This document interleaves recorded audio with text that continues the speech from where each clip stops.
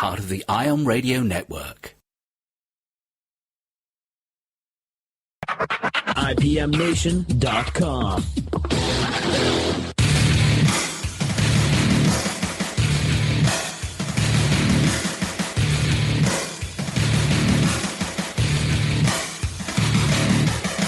Hey everybody, welcome. Matt Connarton Unleashed. Diving right in tonight because it was another big day in terms of presidential politics. But welcome to the show. It is April 19th, 2016, a little bit after 11 p.m. in the Eastern Time Zone. Of course, we're live as we are. We're on 5 nights a week on IPM Nation 2 on the IPM Nation live station, which is, of course, powered by Ambit Energy. And we do broadcasts from the Uptown Auto Repair Studio in Manchester, New Hampshire. And again, one of our sponsors who just came on recently, the Mortgage Specialists, they now sponsor the show and IPM Nation, and we're very proud and honored for that. And, of course, Tuesdays and Thursday nights, we also have the honor and privilege of being carried on OTR-FM, the premium channel on the OMTimes radio network. So very honored by that as well. And wonderful to have you all with me tonight. I know that Tuesdays and Thursday nights, because of OTR-FM, we speak to an even larger audience, and it's fortuitous that one of those nights is on Tuesday, since Tuesday is election day. So usually when these primaries happen, although some primaries and caucuses happen on the weekend, but usually the big ones are typically on a Tuesday, and of course election day. So there is much to discuss, and if you would like to discuss anything tonight, we do have a phone line open for you, 617-917-4IPM. That's IPM as in IPM Nation. 617-917-4476. You can call us or text us at that number. And we have the chat room, of course, at IPMNation.com/live2. You can opine there on anything as well. And the Matt Connarton Unleashed Facebook page. If you haven't liked the page already, please do so. And you can also type anything you want there, and we can address it during the show. Let's see. And you can tweet me at Matt Connarton. So no shortage of ways to communicate. One more thing, too. Of course, quick programming note. Tomorrow, being Wednesday, assuming you're listening live on Tuesday night, I will be, as I am most weeks, on Ward 13 with John Hopwood at 1 p.m. Eastern, followed by, of course, the television edition of this program, Matt Connarton Unleashed, at 2 p.m. Eastern. And John, I'm sure, will stick around for that. Tomorrow should be pretty interesting. We have some very interesting things to discuss. You can watch both of those on IPM Nation TV. Just head on over to IPMNation.com and click the television, and you can watch both of those programs. And we do get them up and available on our YouTube channel, on the IPM Nation YouTube channel, by around 9 p.m. Eastern. Also now, too, there are replays on Wednesday night, if you'd rather not watch them on YouTube, but you don't get to see them during the day. Ward 13 with John Hopwood replays at 10 p.m. Eastern, followed by the replay of Matt Connarton Unleashed at 11 p.m. Eastern on Wednesday night. So, again, you can see that all on IPM Nation. All right, so the New York primary was tonight, and fairly predictable. Looks like Trump won handily, although we don't yet know by what margin he won, and that is important. The margin is important because New York is not a winner-take-all state. And Hillary appears to have certainly won for the Democrats. And again, but we don't know by how large a margin yet. But so they've both been declared the winners. Now, the New York primary typically is not a big deal. So this is an unusual cycle. The reason the New York primary is typically not a big deal is because it's kind of late in the primary season. And so in a typical cycle, by the time you get to the New York primary, you already know who the nominees are for each side. So this particular New York primary is a big deal. You know, usually by the time you get to New York, you already know who the nominees are. It's just a formality. And it's also, New York is kind of taken for granted in the general election, too. Neither of the presidential candidates, whomever they ultimately end up being, the nominees, will probably campaign in New York, because New York is very much a blue state when it comes to the presidential election. Whoever the Democrat is will take New York in the general election. So New York, in terms of presidential politics, not much of a factor typically. But this one was a big deal. This one had some intrigue to it, because there's all this uncertainty, of course, around the Republican nomination. Trump, obviously, clearly way ahead in terms of delegates, but will he make 1237? And of course, there's intrigue for the Democrats, because you've got, on the one hand, Hillary Clinton, former senator from the state of New York, having won 2 terms, the state of New York electing her twice to the Senate. And then you've got Bernie Sanders, who is from New York originally, and he talks more like a New Yorker than Donald Trump does. I mean, he's got that thick Brooklyn accent, even though he's from Vermont now. Now he represents Vermont in the Senate. But Hillary clearly won. Now the intrigue does continue, because it will be interesting to see what the numbers are in terms of how large a margin Trump and Hillary each won by, because New York is not winner take all. And I had commented, it was either, I think it was last night on the show, or it might have been last week, I'd said, yeah, the New York primary is coming up, and I can't remember if it's winner take all or not. And I couldn't remember because, again, New York usually isn't consequential in terms of nominating a candidate. We usually already know who the presumptive nominee is by the time we get to the New York primaries. Turns out, the way that the delegates are proportioned is, and I didn't know this until tonight, in New York, it's really complicated. It depends on which boroughs went to which candidate and what percentage of the voters in each borough. And it's this whole, I mean, I don't know. I'm not even good at math, so it's beyond me, but it's this whole complicated thing. I mean, geez, I'm listening to this on NPR earlier on the drive home from the local outbreak tapings, which is another show that I do on IPM Nation, and I'm thinking, wow, this is like trying to figure out how a caucus works. This is complicated stuff.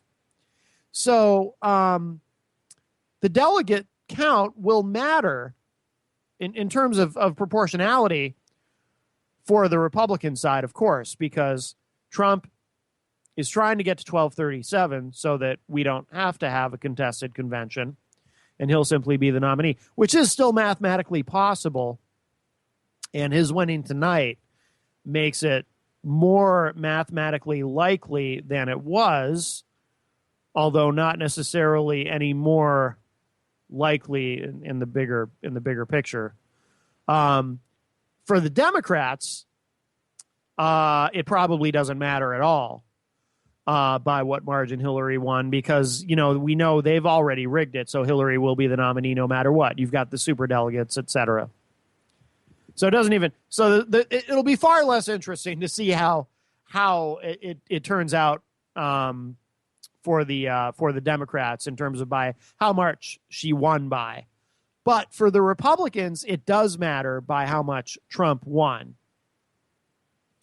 And there were some interesting things around the New York primary. For one thing, I guess they weren't prepared for the turnout. See, like I said, the New York primary, in most election cycles, in terms of presidential politics, is completely irrelevant.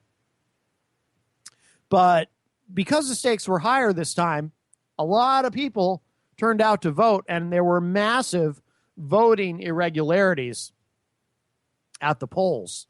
In fact, there's an article up on Politico that says, well, New York hit with widespread complaints about voting irregularities.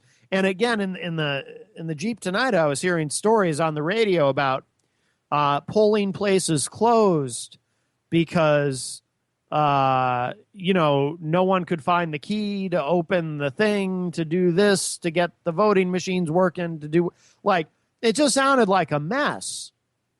And Michael Savage, of course, the conservative talk show host, who I don't agree with him on very much, but I do find him entertaining.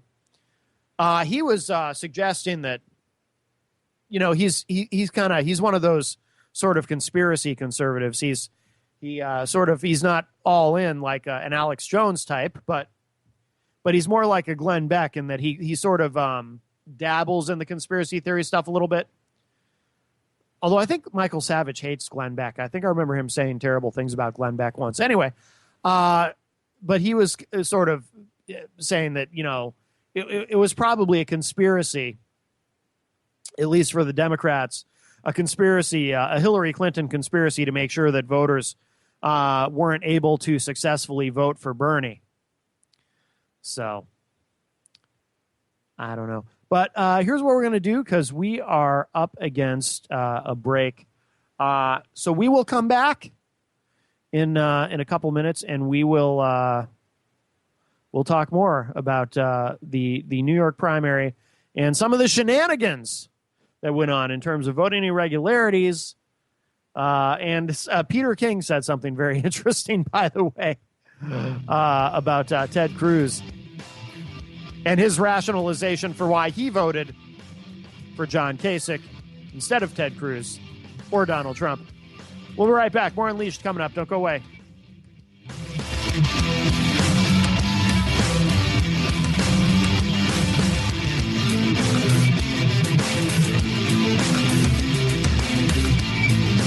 The Real Conscious Connection. OMTimes Radio. IOM FM.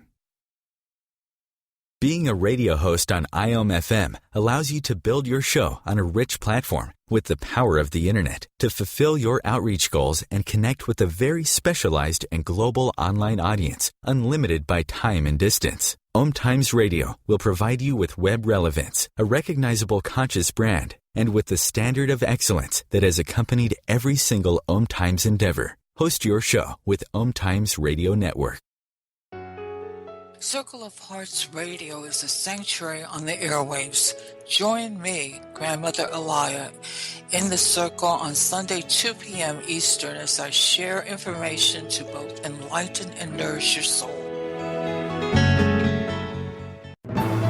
Join Elliot Jolish, the business therapist, each Tuesday at 5 p.m. Eastern for the Elliot Jolish Hour, as he interviews business experts on your behalf. And you're invited to email your business questions to questions@ecjgroup.com for answers, live, on air every Tuesday at 5 p.m. Eastern on the Elliot Jolish Hour. The number one reason girls drop out of school in sub-Saharan Africa is lack of access to feminine hygiene products. The Pads for Schoolgirls Project, an outreach of Humanity Healing International, is changing this paradigm by setting up sewing programs at schools, teaching girls a vocational skill, while producing the reusable pads that help keep them attending classes. The girls pay it forward by making and giving pad kits to other girls in need. To learn more, visit humanityhealing.org. Humanity Healing is where your heart is.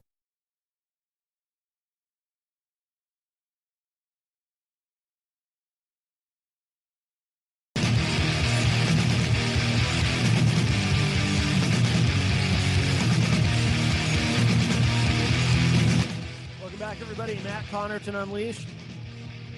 That music ought to get the blood pumping a little. I think it's fair to say, I do like to speculate, because I don't know this for a fact, but I believe that Matt Connarton Unleashed is the only primarily political program on all of OMTimes Radio. I do know for a fact. Well, actually, this is technically speculation, too. But I'm pretty sure I'm right about this, that this program has by far the most aggressive-sounding bumper music of any show on OMTimes. We bring the metal, clearly.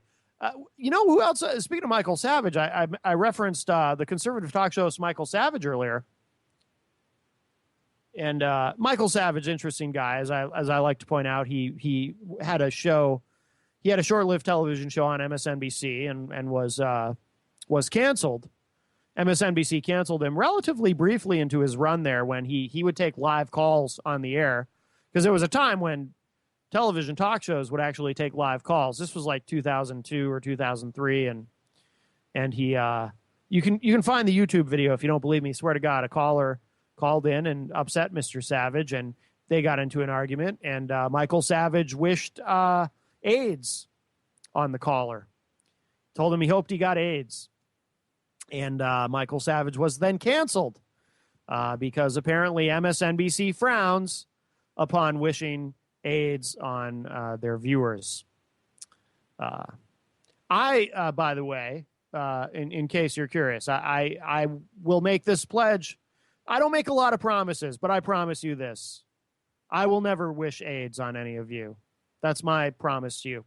That might be a good, actually, now that I'm thinking about it, I've never really had a tagline for this show. You know how some shows have taglines, like the Laura Ingraham show, you know, your healthy radio addiction or whatnot. Maybe I need a tagline. Maybe that would be a good tagline. Matt Connarton Unleashed.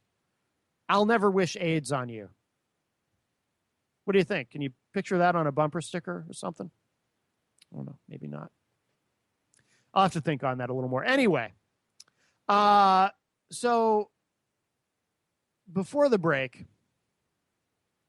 this new software is working very well, by the way. I updated this morning a piece of software that we broadcast with here at the Uptown Auto Repair Studio, and so far, so good. It seems to be working quite swimmingly. Let's look at this a little bit closer, and then I want to get to Peter King. Peter King, congressman from the great state of New York.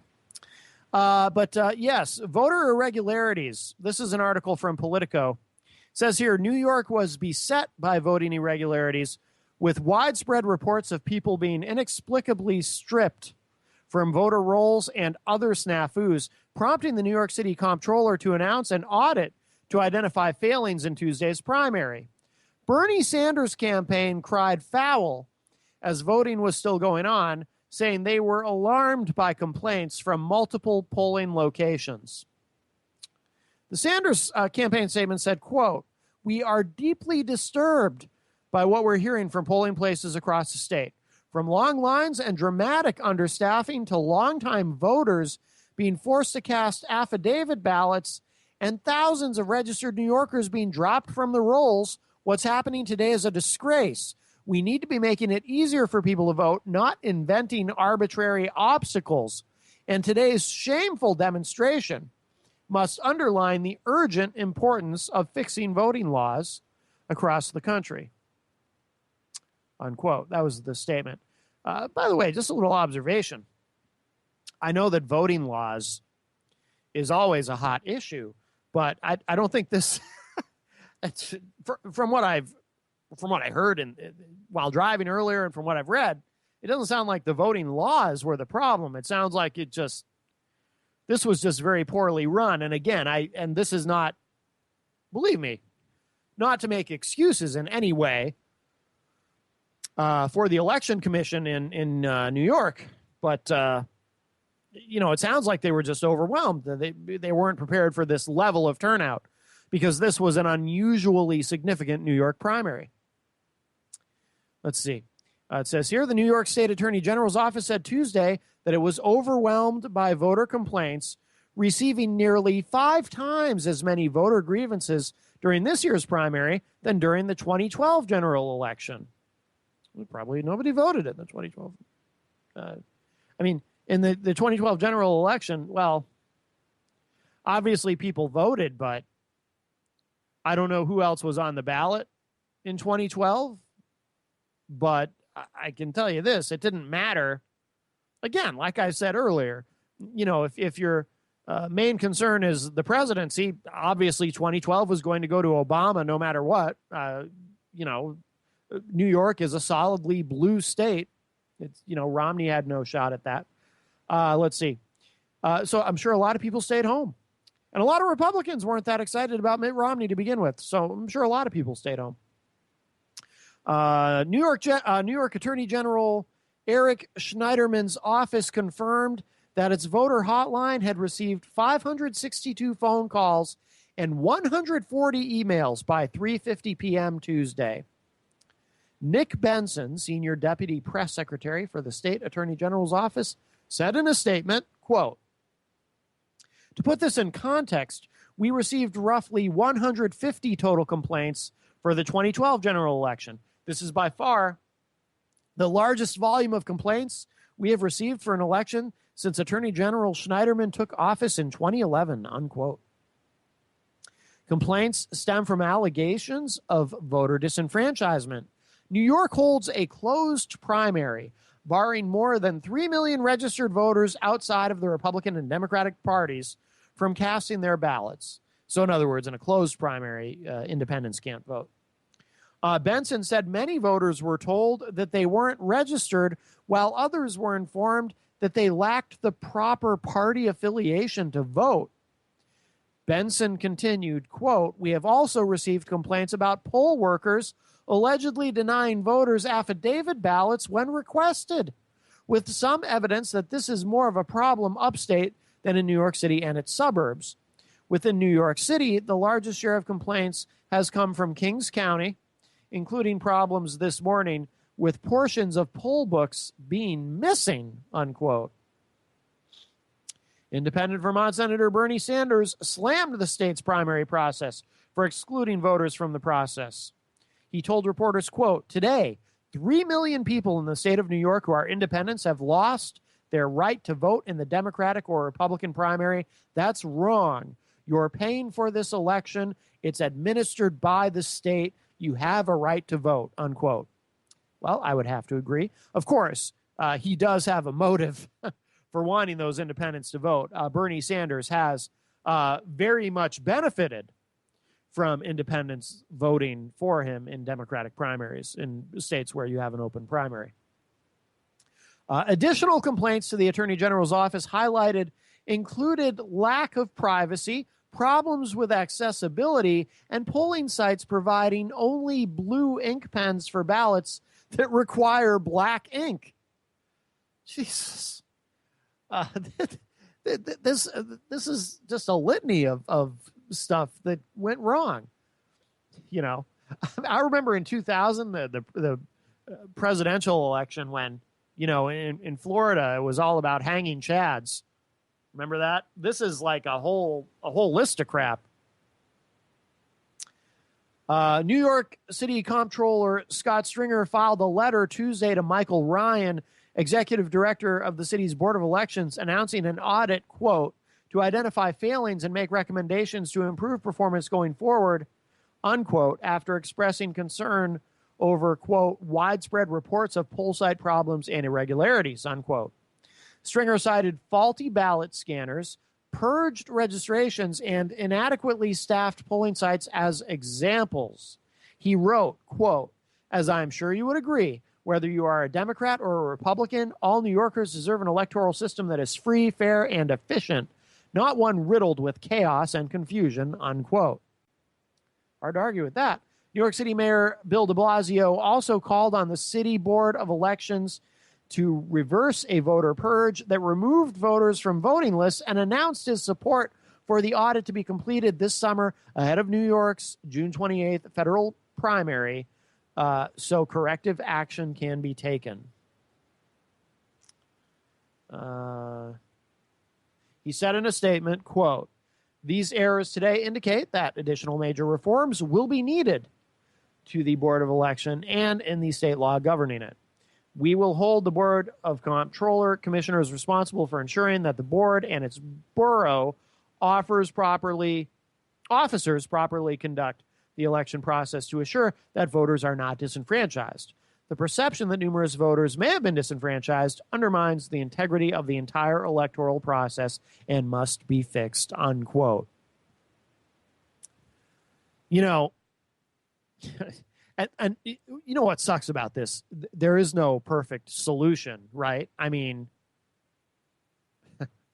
you could throw the whole thing out and say, let's do a do-over and pick a new date, which I think actually happened somewhere once. I remember reading a story about that somewhere in the United States where they actually just had an entire election over again because it was so screwed up. Because unfortunately, stories of voter irregularities are not that unusual.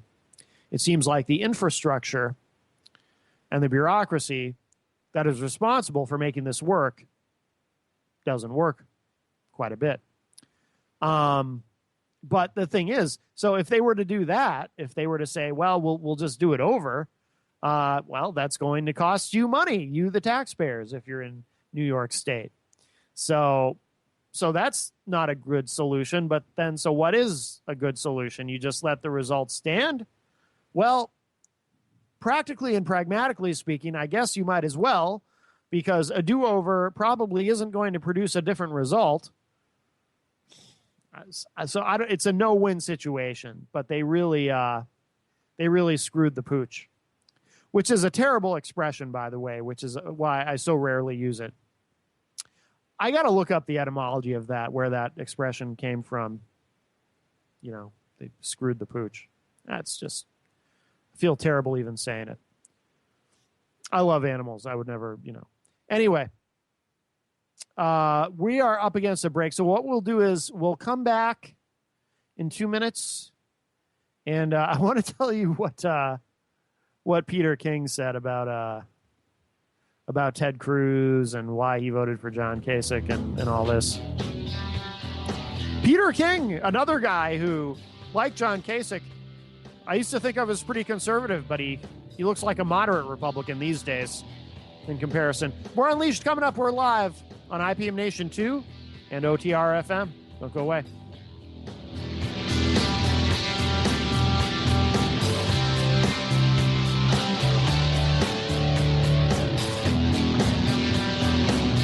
The Real Conscious Connection.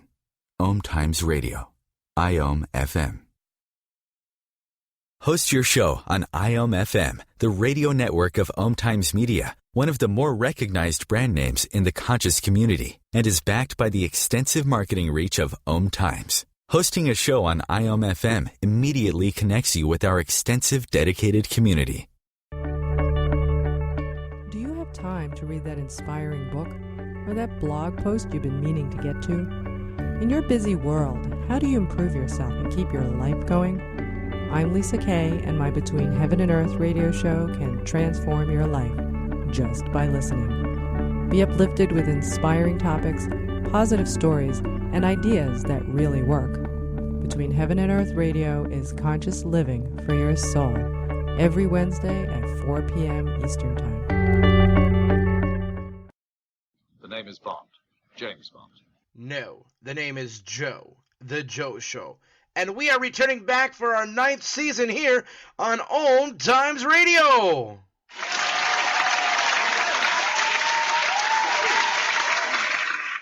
So tune in every Wednesday night, 9 p.m. Eastern, 6 p.m. Pacific, on OMTimes.com/mobile. You can take us wherever you go. Yeah!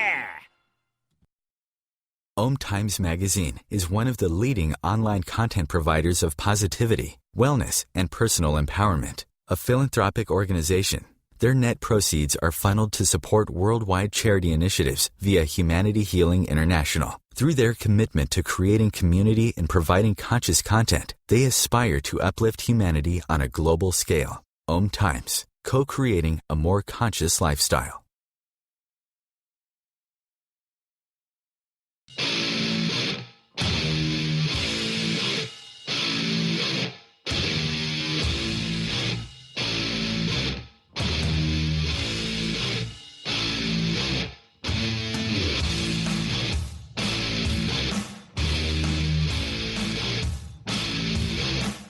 Connarton Unleashed, we're back. We're only halfway done. There's still time for you to call. 617-917-4476. Coming to you from the Uptown Auto Repair Studio in Manchester, New Hampshire. Of course, we are powered by Ambit Energy. If you want to learn how to save on your energy bills, go to ipmnation.ambitrabbit.com. And if you're looking into buying a home, make sure you contact the mortgage specialist. You don't have to go it alone. Buying a home, biggest purchase most of us will ever make in our lives. Go to themortgagespecialists.com, and they can help you with that. And let me just say, so before I tell you what Peter King said, this is in Politico. There's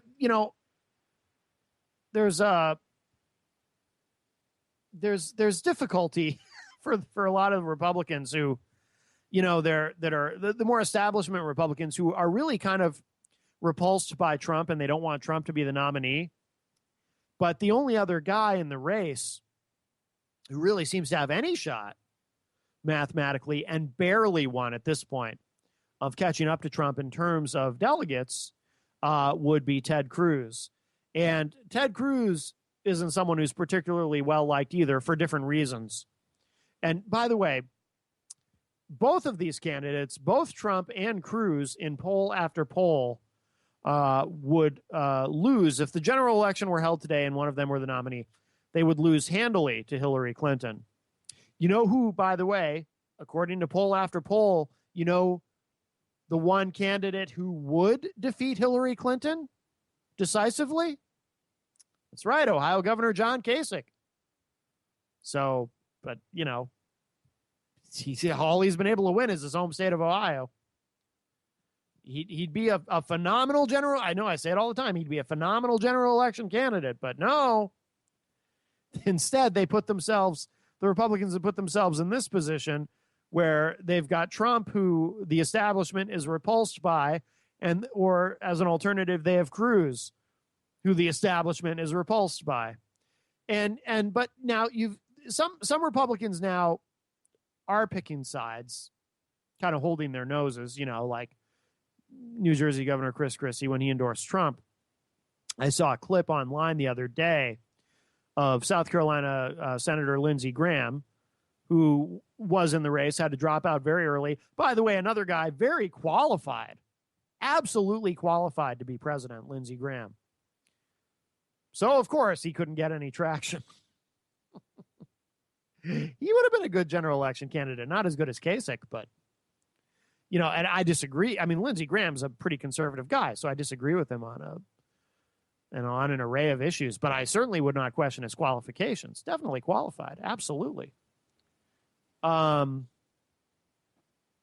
I saw Lindsey Graham on Morning Joe sort of half-heartedly shilling for Ted Cruz. But Lindsey Graham, I mean, he was being very honest about it. He's been trying to raise money for Ted Cruz because he wants to stop Trump. And he didn't even, he kind of had a sense of humor about it, and he was kind of being funny about it, but he was kind of, they played a bunch of clips of when Lindsey Graham had previously really said some pretty awful things about Ted Cruz. And, and Lindsey Graham's kind of laughing about it and saying, well, I still think he'd be a better president than Hillary or Donald Trump. So I'm raising money for Ted Cruz. He's not even really trying to be that slick or smooth about it and pretend that now all of a sudden he thinks Cruz is a great candidate. But, he clearly still doesn't like him. But, he's kind of taking his medicine. But Peter King, congressman from New York, Republican, of course, he's known to be very blunt, as I think New Yorkers value that. That's probably why he keeps getting elected. I mean, Peter King, God, I don't know how many terms Peter King has served in the United States Congress, but when I was a kid, Peter King was congressman from New York. I absolutely vividly recall because my stepmother's family is from New York. And when I was a kid, every couple of months or whatever, we'd go out to New York and spend the weekend.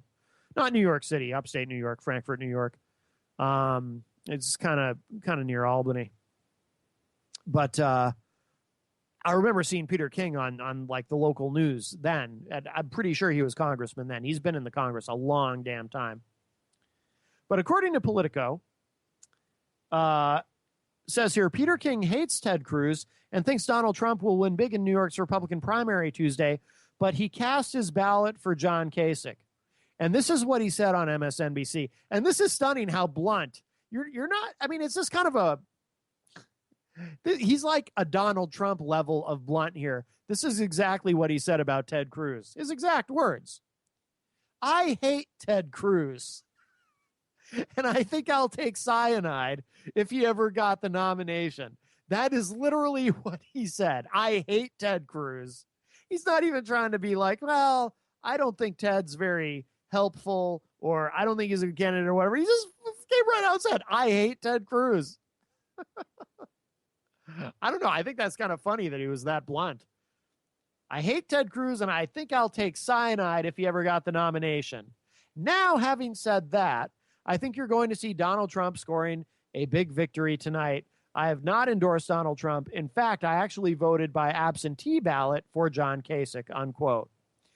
Peter King, who initially endorsed Florida Senator Marco Rubio, said he voted for the Ohio governor to send a message and added that his vote wasn't equivalent to an endorsement because Kasich has no viable chance to win the GOP nomination. King said, quote, I think he's a real possibility, but the likelihood is Donald Trump is going to get the nomination. I want Donald Trump to know that if he wants the support of Republicans, he's got to get more substance. He's got to really learn what he's talking about and can't just be talking off the top of his head and making reckless charges, unquote. Kasich may be a good vice presidential pick, King said, though the governor has been adamant that he isn't interested in being anyone's VP. Well, they all say that until they're asked. King said, quote, to come out and endorse someone means that you think right now they have a realistic chance of winning. I don't think John does, unquote. King, who suggested earlier this month that any New Yorker who considers voting for Cruz have their head examined, said he got heartburn after co-host Joe Scarborough mentioned his name in the same sentence as the Texas senator. Yeah, I mean, that's pretty blunt. I hate Ted Cruz, he said.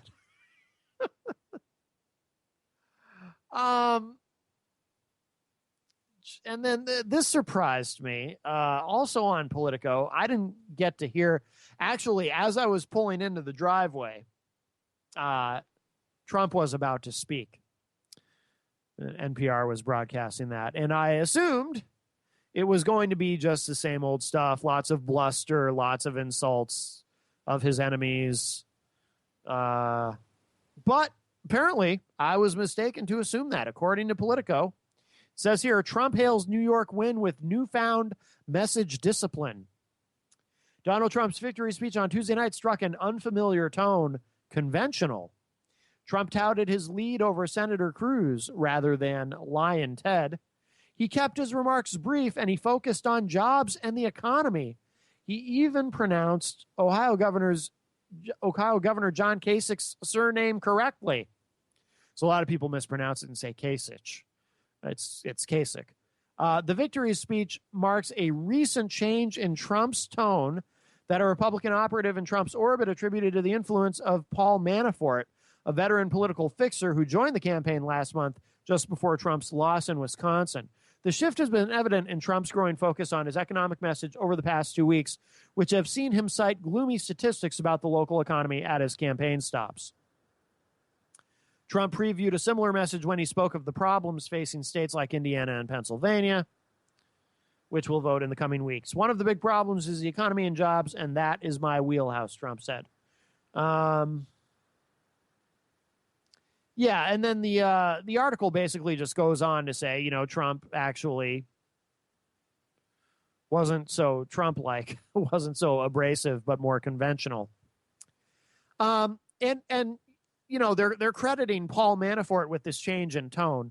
I'm always amazed.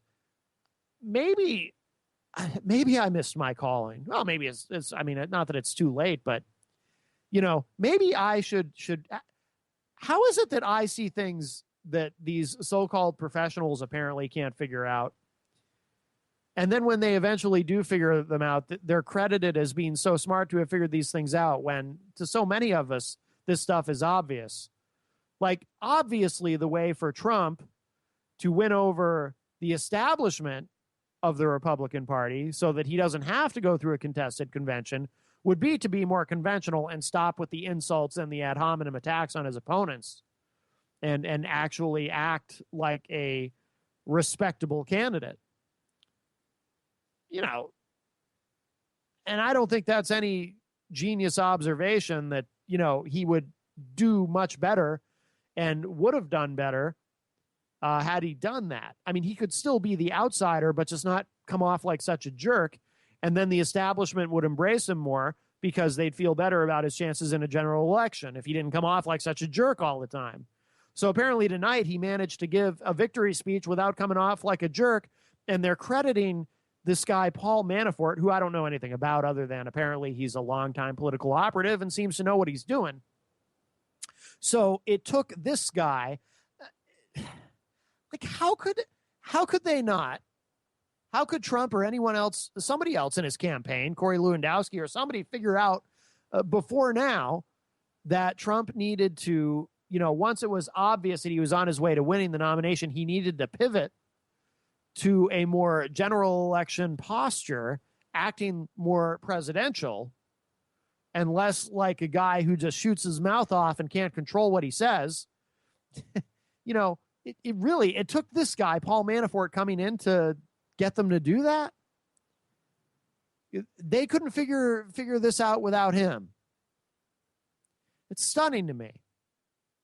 I just wonder sometimes, like, you know, I think I'm a reasonably smart guy, but I'm no genius. How is it that I see things that these so-called professionals can't seem to figure out on their own until, and I guess, an important enough professional comes along? I've always said that about, like, the Iraq War, for example. I could plainly see that was going to be a disaster, yet all these people with all this foreign policy and military experience couldn't figure it out. Why did I know something they didn't? Doesn't make any sense to me. The same thing with this. I don't know. But this could be the beginning of his general election pivot, finally, I guess. We'll see. More Unleashed coming up. We got a little bit more to go. Stay with me.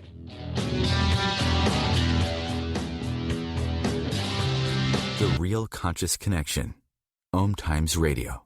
IOM FM. Host your show on IOM FM, the radio network of OMTimes Media, one of the more recognized brand names in the conscious community, and is backed by the extensive marketing reach of OMTimes. Hosting a show on IOM FM immediately connects you with our extensive dedicated community. Matt Connarton here. Join Jen Coffey and I twice a week for Matt Connarton Unleashed, a political talk show that's a little different than what you're used to. No liberal or conservative agenda here, just an honest dialogue about truth and how things really work in the world of politics. Matt Connarton Unleashed, every Tuesday and Thursday night at 11 p.m. Eastern on OMTimes Radio. Hi everyone, this is Shay Parker, the host of Best of the Best, which airs live right here on IOM Radio every Tuesday night at 8 p.m. Eastern and 5 p.m. Pacific. I'm super excited to bring you expert guest hosts, spiritual discussions, free psychic readings, and so much more. I can promise that you will not want to miss this one-of-a-kind, fun, yet touching, down-to-earth show. Join us every Tuesday night at 8 p.m. Eastern, 9 p.m. Pacific on OTR-FM. This is Shay Parker, and I can't wait to see you there. Have you ever wondered how to change your love paradigm? The secret key is finding a love partnership, not just a regular connection. How do you find these? Through conscious relationships. Ascending Hearts Dating is a dating site for people like you that believes in second chances and a different type of spiritual connection. Try Ascending Hearts for free today at ascendinghearts.com and change your love paradigm. Ascending Hearts, the premier dating community for the spiritually awake.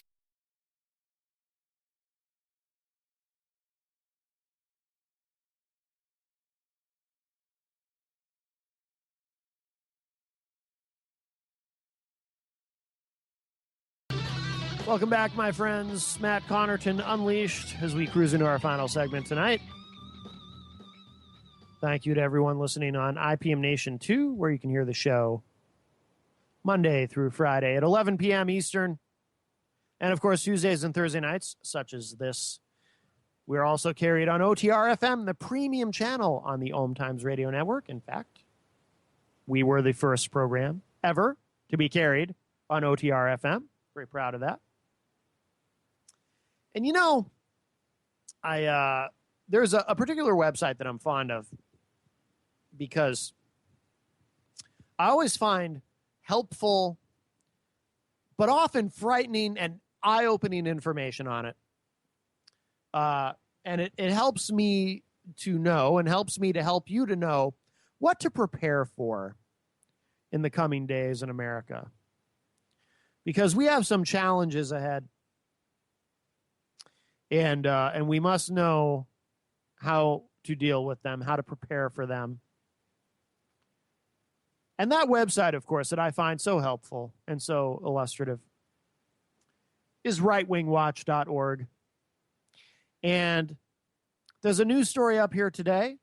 Rafael Cruz, who is, of course, the father of Ted Cruz, current presidential candidate, says, and I didn't realize this, he says that tremendous religious persecution in America, part of plan to impose communism. That's right. So if at your workplace they're telling you, don't say Merry Christmas because you don't want to offend the atheists or offend the Muslims or offend the Jews or whomever, it's preparing you for communism. Yes, it's part of a much larger communist plot.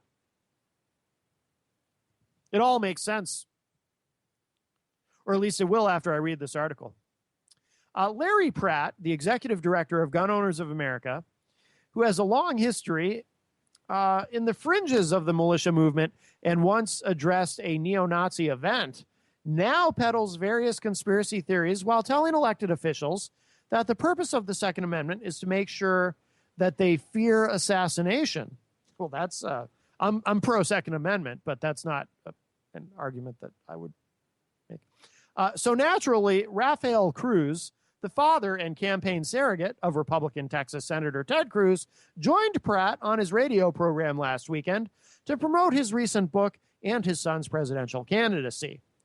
The younger Cruz has close ties to Gun Owners of America, including raising money for it, speaking to its members, boasting of its endorsement at a Republican debate, and appointing its chairman to head his campaign's Second Amendment coalition. Rafael Cruz told Pratt that, I scrolled down. Still getting used to this new computer.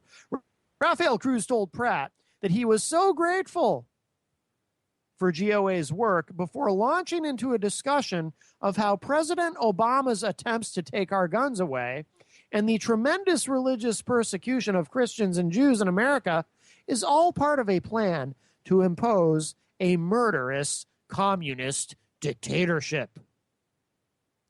Pratt, discussing the Batista and Castro regimes in Cruz's native Cuba, mused that, quote, arguably, it could have made a difference, unquote, in Cuba, quote, had people been able to defend themselves and had there been the militia tradition that we still sort of have in the United States, unquote. Well, I don't necessarily disagree with him there. Cruz responded that the issue of gun rights is official right now in the is critical right now in the U.S., especially given the passing of Supreme Court Justice Antonin Scalia.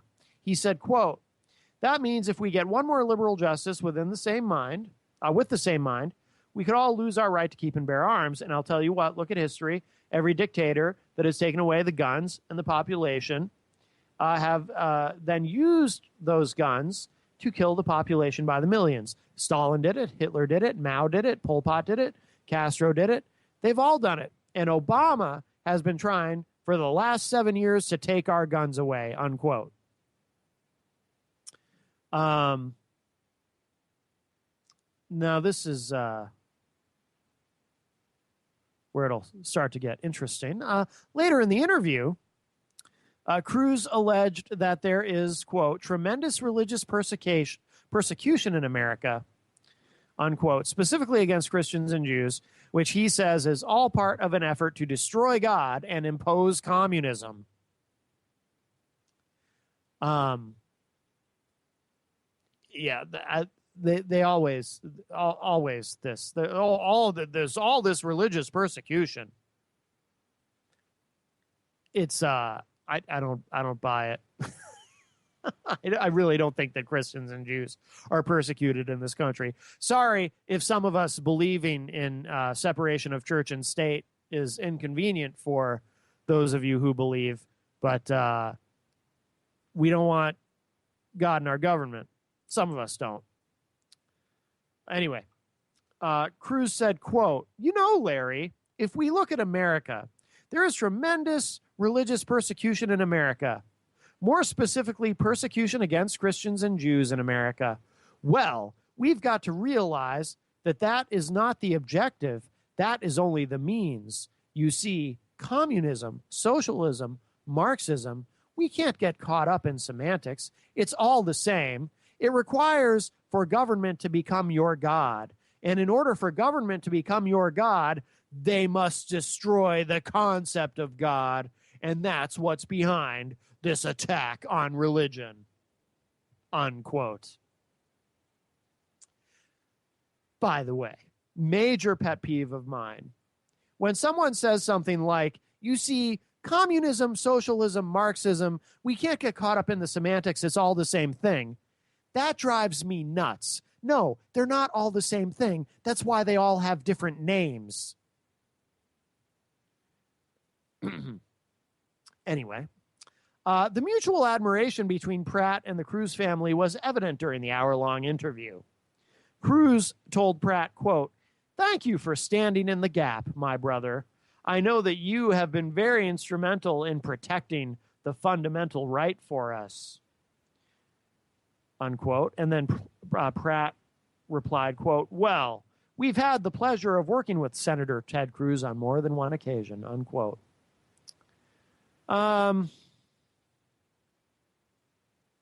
Yeah, there's more here, but look, like I said, I'm very pro Second Amendment, but I don't believe it's so weird. It's just a weird way to argue for, I mean, I'm pro Second Amendment because I think law-abiding Americans have the right to protect and defend themselves, or to hunt, or to collect guns, or whatever. I think that's your fundamental right, and I don't think the government has the right to take it away from you. That's my pretty basic argument. I am not pro Second Amendment because I think that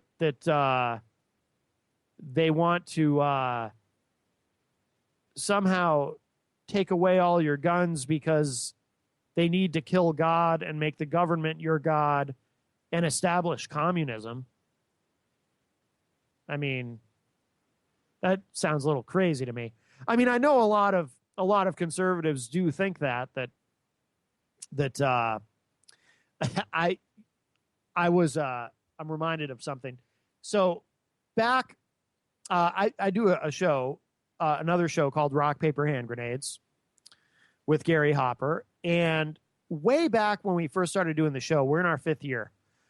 During the first year of the show, Karen Testerman, who some of our listeners in New Hampshire might be familiar with, she ran for governor once, and she's run for other office. I don't know if she's ever won anything, but and I like Karen personally, but I remember when her and I first met, she had been a guest on Rock, Paper, Hand Grenades. That's how we met, and she was handing out copies of this documentary. I don't remember the name of the documentary. I don't remember who made it. This was several years ago, but it was, and she handed me a copy. And I remember it was after the show, and when she handed me this documentary, she sort of like shoved it at me, like it was really important to her that I watch this. And it was a documentary about how the Democratic Party in the United States is sort of a conspiracy theory thing. The point of the documentary was explaining how the Democratic Party in the United States is really a communist organization, and the goal ultimately is to elect as many Democrats as possible so then they can overthrow democracy, shred the Constitution and just have communism and basically try to become Stalinist Russia. I was curious, so I did watch it. I didn't watch the entire thing because it was just right-wing propaganda and it's BS. I mean, look, yeah, I get it. Obviously, a lot of Democrats embrace, for example, Bernie Sanders, who is a socialist. So there certainly are socialist ideas and themes and so forth in the Democratic Party, and Democrats are very comfortable with big government and whatnot. These are some of why I was driven out of the Democratic Party myself and had to become an independent in the mid 2000s. But yeah, I'll tell you what though, even at my most liberal, which was like when I first started voting, like 92 was the first election I was old enough to vote in. Even when I was still very much a liberal Democrat, I got to tell you, never once, even at my most liberal, never once did it ever occur to me, did it even enter my mind, gee, it sure would be great if we could just have communism. Nor did it ever enter my mind, gee, it sure would be great if the government could take away everyone's guns and we could kill God and make government our God and have communism. No, I was just a liberal because I agreed with liberals on a lot of stuff. I held a lot of liberal positions. I still hold some liberal positions. Not enough to qualify me as a liberal, in my opinion, though some of my Republican friends like to call me a liberal, whatever. But no, I never really had it in mind that the party that I belonged to was going to ultimately overthrow the government and establish a communist regime. But again, a lot of conservatives do believe that, including Karen, because she handed me that documentary and she really wanted me to watch it. And I tried to. I tried. Bunch of silliness. Anyway, all right, we're out of time. So don't forget the television edition of Unleashed tomorrow. And talk at y'all later. Good night.